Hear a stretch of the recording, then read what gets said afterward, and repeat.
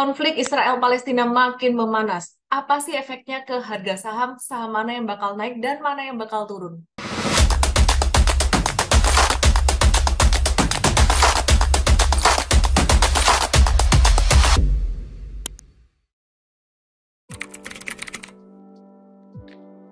Perang Israel-Palestina makin hari makin ramai. Beberapa waktu yang lalu, US dollar sempat terus menguat, obligasi Amerika, imbal hasilnya juga terus menguat, dan harga emas juga terus naik.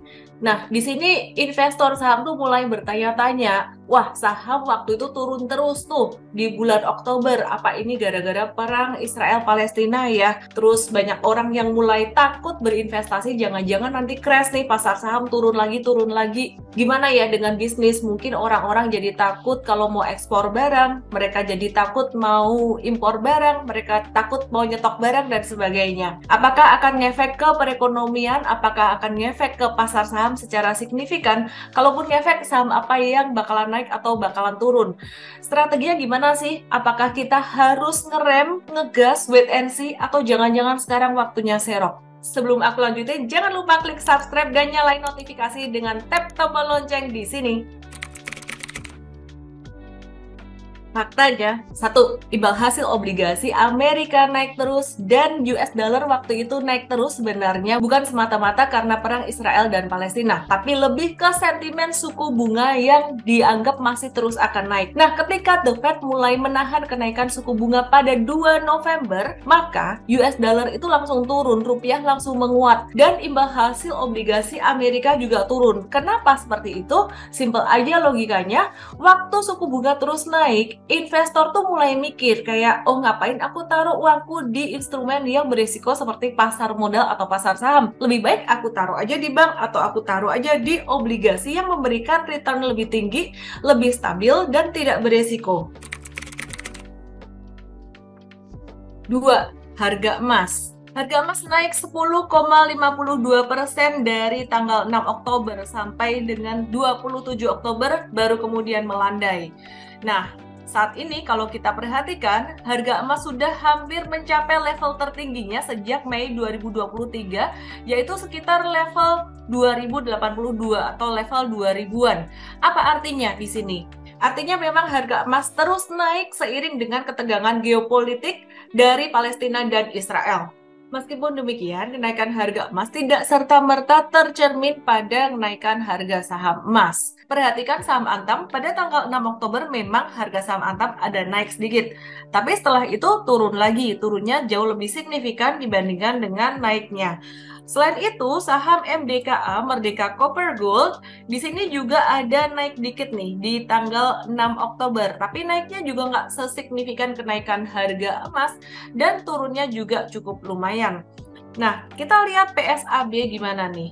PSAB di sini tanggal 6 Oktober PSAB naik lumayan signifikan tapi diawali dengan jatuh dalam dulu, dan ini sebenarnya merupakan satu tanda saham ini agak-agak kurang liquid. Jadi kesimpulannya, meskipun harga emasnya naik, yang kita lakukan adalah wait and see dulu buat saham-saham emas. Kalau beli emas langsung gimana nih? Kalau beli emas langsung udah hampir dekat resisten juga, naiknya udah lumayan signifikan. Sehingga sebenarnya kalau kita mindsetnya investor maupun trader, sebaiknya tuh belinya tuh ketika masih di weakness atau masih di bawah dan kita jualnya dekat resisten atau pas ketahan resisten. Bukan kita belinya dekat resisten nanti jualannya pas di support. 3. Kalau ada perang atau ketegangan geopolitik, pasti yang terdampak signifikan adalah sektor komoditas, terutama komoditas energi. Nah, kalau di perang Rusia-Ukraina tahun 2022 kemarin tuh ada larangan atau boykot batubara dari Rusia. Sehingga ini menguntungkan Indonesia karena apa? Ekspor batubaranya ke negara-negara Uni Eropa itu meningkat tajam. Dan saat itu harga batubara melesat luar biasa signifikan, membuat average selling price atau harga jual rata-rata batubara dari setiap emiten itu naik melesat luar biasa. Tidak heran banyak perusahaan batubara yang diuntungkan di 2022 dan bagi dividen jumbo di 2023. Nah, gimana dengan perang Israel-Palestina ini? Kalau perang Israel-Palestina, sebenarnya yang lebih fluktuatif adalah harga minyak. Kenapa? Karena Timur Tengah tuh punya sumber minyak sekitar sepertiga dari sumber minyak mentah di dunia, sehingga bisa dibilang Timur Tengah ini sebagai penghasil dan juga pemasok minyak yang terbesar di dunia. Setelah serangan awal, harga minyak tuh melonjak hingga 5%. Tapi perlu diperhatikan di sini bahwa naiknya tidak sustainable seperti harga batu bara di Uni Eropa. Karena kebutuhan batu bara waktu itu sangat-sangat luar biasa signifikan sekali memasuki masa musim dingin dan ada krisis energi di Uni Eropa. Bahkan di China juga sangat membutuhkan batu bara, jadi rebutan banget. Perhatikan.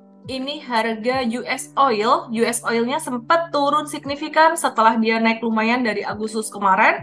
Ini di Oktober turun, kemudian dia naik lagi di pertengahan Oktober, dan di November awal dia turun lagi.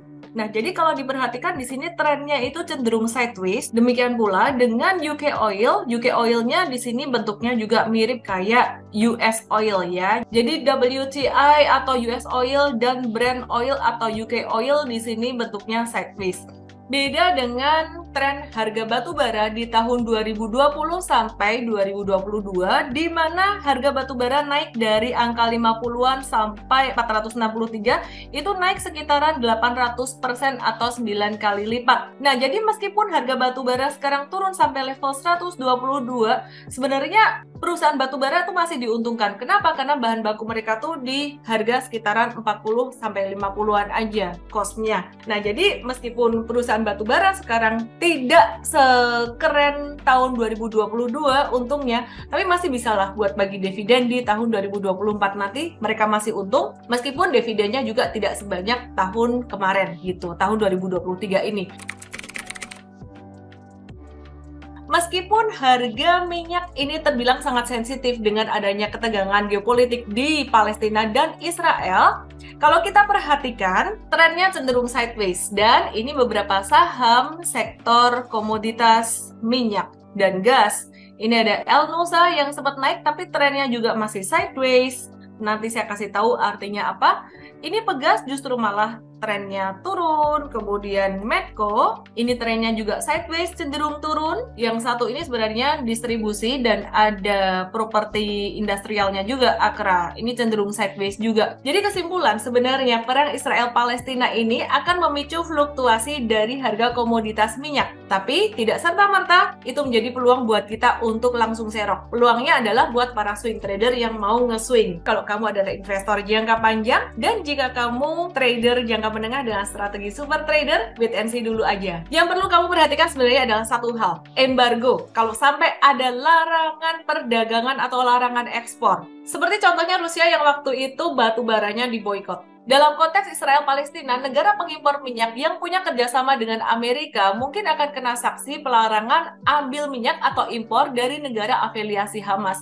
Salah satunya adalah Iran yang cenderung mendukung kelompok Hamas dan merupakan produsen minyak utama di dunia. Nah, kalau kita perhatiin data ini nih, produksi minyak Iran terus meningkat ke 3.058 barrel per hari pada tahun 2023. Gimana kalau ada sanksi tersebut? Dampaknya bisa negatif ke suplai minyak global. Sehingga ketika suplai terbatas akan lanjut mendorong kenaikan harga minyak dunia. Ditambah lagi saat ini ada resiko terhambatnya suplai minyak dari Selat Hormuz yang sebagian besar masuk ke dalam wilayah Iran. Selat Hormuz itu merupakan salah satu urat nadi perdagangan minyak global. Sekitar 18 juta barrel minyak itu diangkut lewat Selat Hormuz setiap hari dari Arab Saudi, Irak, Kuwait, dan Uni Emirat Arab. Nah, jadi meskipun harga minyaknya masih choppy, naik turun, kita akan terus pantau nih ya. Kalau sampai ada boykot minyak, itu akan membuat harga minyak naik sangat signifikan. Jadi kita tunggu ya, apa yang akan terjadi sambil selalu siapkan cash. Karena cash is the king dan start small selalu. Jadi, kalau saham-saham komoditas ini sebenarnya nggak cocok untuk investasi jangka panjang, tapi lebih cocok untuk ditradingkan. Nah, kalau trading kita lebih banyak menggunakan analisis teknikal daripada sekedar berita-berita yang bikin kita tuh bingung. Nah, kalau analisis teknikal tuh patokannya jelas banget. Jadi kalau teman-teman pengen belajar tentang cara trading aku yang bukan sekedar belajar tentang analisis teknikal, yuk langsung aja belajar di workshop Super Trader, daftarnya di sini ya. Jangan lupa klik like, subscribe, and share. Saya Ellen May, salam profit!